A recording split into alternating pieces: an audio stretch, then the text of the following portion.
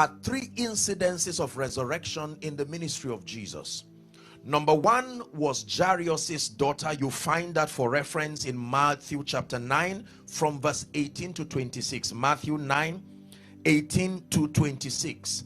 The Bible says how that Jairus had come to Jesus to plead that he would come to his house to help attend to his sick daughter.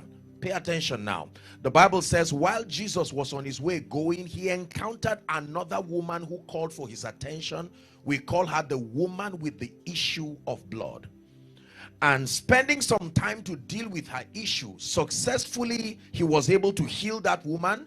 But by the time he was done with that woman and got to the house of Jairus, the daughter just died.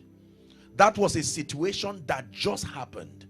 And while they were lamenting, there was no point, you are coming again now, Jesus, this is over. Jesus said, get out of the house. In other words, he drove every unbelief out of his environment.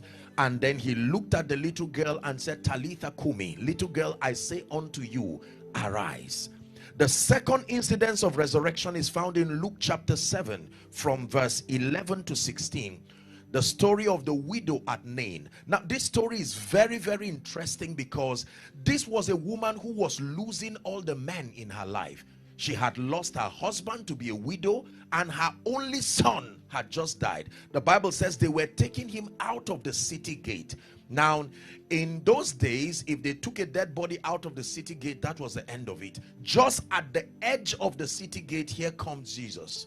And he said, what is happening here? And they said, we're about to take this one, case closed. And he said, not so. He tapped them, brought the coffin down, and resurrected the person. Now notice, in the first incident it just happened. In the second incident